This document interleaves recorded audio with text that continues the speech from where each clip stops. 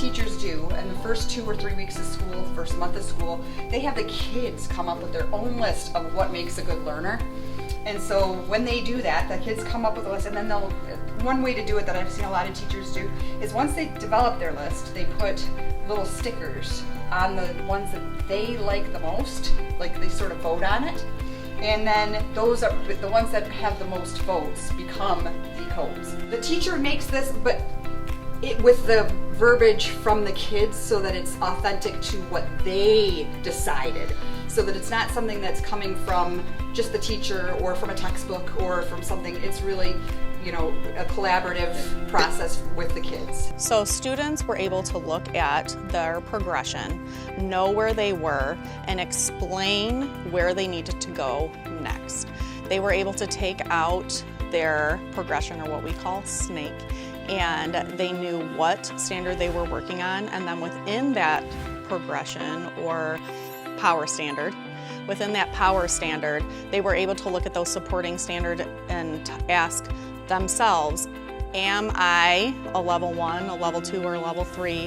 Where am I and how do I get there? And they knew what they needed to work on. They were able to go to the workplaces, Just Right Work, pull out things that were at their own level to help them practice to move to that next level.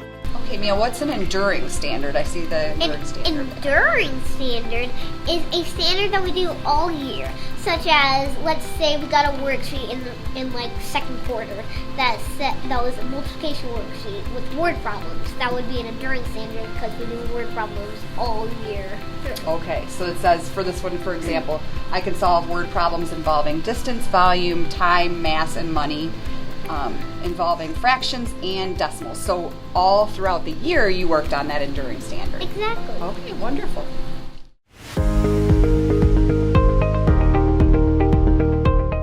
Went over to the elementary school and we saw it in practice with, I think it was a 3rd grade class, and it was pretty neat seeing all the kids working on their own different activities in the same hour, trying to accomplish the same thing, but going at it different ways, which was kind of nice. It just seems more tailored to the needs of the kids. In the beginning, I was a little nervous about taking on the program and how I was going to set up in my classroom, but I started last summer putting things together and then setting up my classroom, establishing those expectations with my kids, and then the growth throughout the year and them taking ownership of things was just amazing.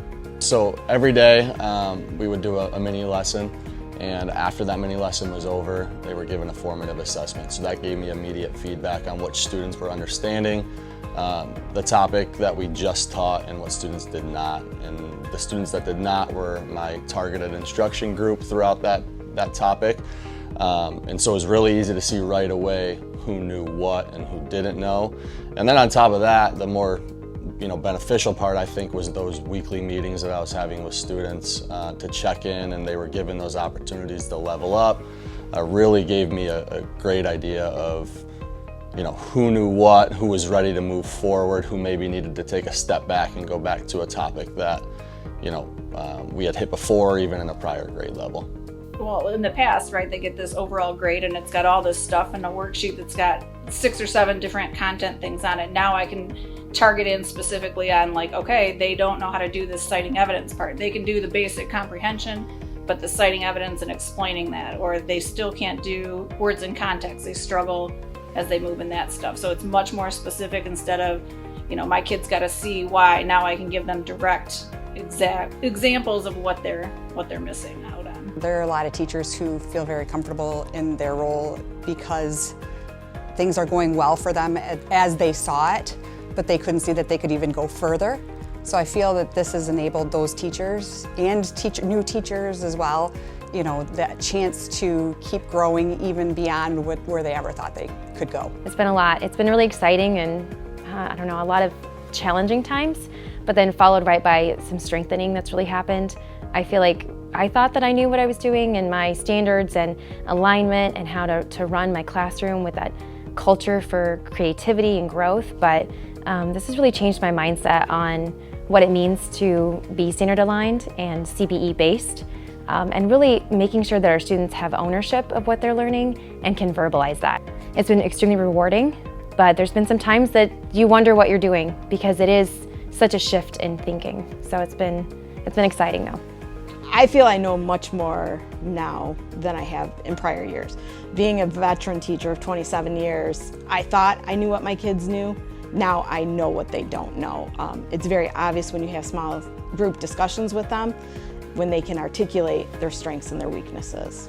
I would say that just a lot of growth in understanding what the whole concept and the progression to get to where we are now. Like when I look back to that, almost 18 months or almost 2 years, just the different philosophy and understanding that I have of it. I think it's really helped with understanding the standards and being more adept at using them, but that's also translated to the classroom so that the students that I've seen that have used it at Ashley, they can speak the standards. I think our Pathfinders did amazing work to be able to open up their classrooms to do this.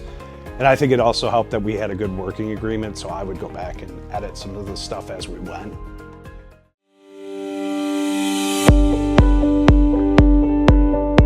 The students enjoyed it. It was nice for them to be able to work individually in smaller groups to get more direct instruction on their needs or their gains. Well, this is something I've always done with my students. We do guided notes en masse when I'm teaching new content, reviewing content. We always do notes together. Huge difference the way I did this year is about breaking down the standard. So I put the tiles in, and then I created a chart on every standard. I just put the standard in there, the tiles, and I kind of prompted it with some little things to get it going. So I would highlight the vocabulary and make, okay, so what does this mean? How are we going to use what we already know to help us to figure out the next steps? So I did that with every standard, and it became a routine. I'm like, okay, this is day one, we're breaking down the standard, you got your notebook, we're gonna make a tab, and then we're gonna talk about what all this means. And so then throughout the whole learning of the standard, we'd always refer back to this. So when we're in groups, they're at their stations, this is their resource.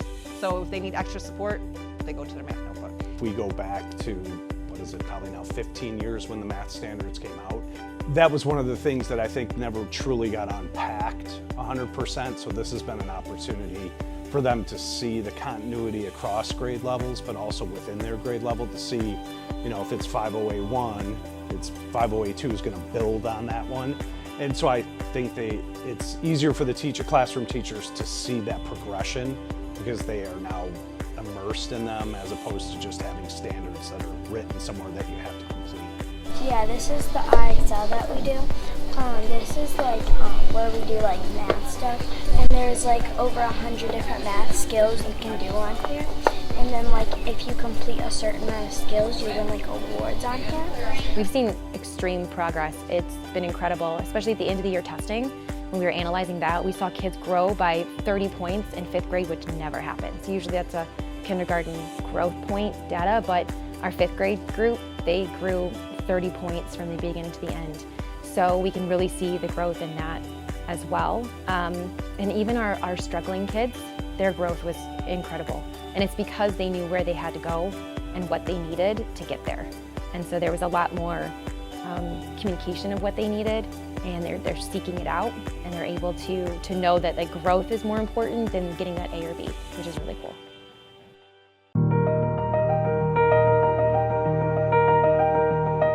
So if you are new entering this process, I would tell a new teacher to be open-minded. It's a different mindset shift. You have to focus more on the student need rather than what you know you have to cover. You're not going to be teaching the same as the teacher across the hall any longer. You're going to teach to your students in the group you have this year because next year might be different as well. And that's okay. It's going to help you hit and fill in gaps for those lower level learners, but it's also going to help you take those higher level learners above and beyond where they need to be. It's about the student growth, and it's about meeting students where they're at. You're bought into the process. I think they buy in as well. They see that you're all in. That's a big learning experience for everyone. It was a big learning experience for me and my students, and we were in it together. Much more targeted than covering a bunch of stuff broadly, we're going to get very specific on what we want them to do. So stick with it. I mean, it's a messy, it's hard, it's frustrating. Yes, but there's a lot of great stuff in this program. Again, I think it really meets the kids a little bit more. You know, we don't have a room of 34 kids and you're all trying to, you know, you're trying to grab their hand and walk them all through the same steps, same process, same moment. And just like anything, it's going to take a little bit of time at the beginning, you know, to train the kids to be working in this way.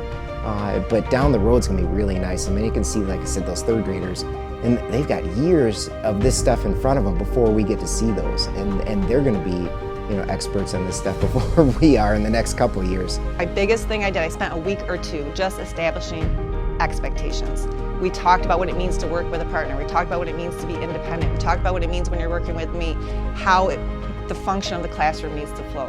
So before you even begin to teach the math, you have to establish those routines, as we all do, but I really pushed it more this year because from day one, I need this to work to the last day. And once we established those routines, expectations, as I got into the math lessons, it was just such a smooth transition because everyone knew what was expected. And so knowing that you've got Pathfinders working with you and growing, and it's constantly changing, every year will be different based on your kids and what they need, and so to be flexible and just excited for the process. The way that we've been taught to teach has to kind of go to the wayside, and we have to be more student-led and student-driven in our instruction than standing at the front of the room teaching out. It's not working, and so we've got to kind of reframe our thinking. And once you do that, once you see that kids are capable of doing that, you can push them for more. I think you have to allow it to kind of progress organically. I think the students will be the easier part. I think it's as adults, especially if you've been teaching and you've been teaching in a certain way, you have to be open to those changes. But I think the students pick it up really quickly, ask questions. And I think the other thing though too is that as a classroom teacher, you have to make it work for you. And so, you know, if there are 5 of us talking about this, it may look a little bit different in each of our classrooms, and that's okay. It's tailored for any new teacher to come in because it's laid out perfectly, the matrices and everything else. The Schoology platform and everything is laid out very well for them to choose, to make the choices that they want, that suits them. So if they prefer Bridges and the way Bridges works, they can use that, or they can use IXL. There's so many choices for them that fits their needs, and with the coach's help, I think it would be perfect for anybody coming in new or, you know, veteran teachers as well.